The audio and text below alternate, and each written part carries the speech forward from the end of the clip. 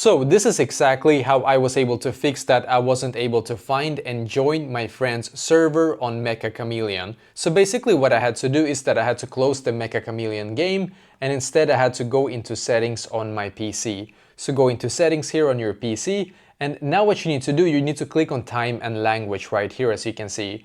And then you need to click on date and time. So click right here. So make sure that this one where it says set the time zone automatically, make sure that this one is toggled on, and set the time automatically. This one needs to be toggled on as well, because for some reason if it's not, then it's just not gonna work. And then click on sync now, by the way. Make sure to click on sync now, that is very important. Once you have done all of this here, now your Wi-Fi shouldn't lag, or at least it should be better than before, because if the date and time is incorrect where you are right now, this one is gonna say incorrect. For some reason it's gonna make that your Wi-Fi isn't gonna work correctly, and it's gonna also bug in the games, just so you know.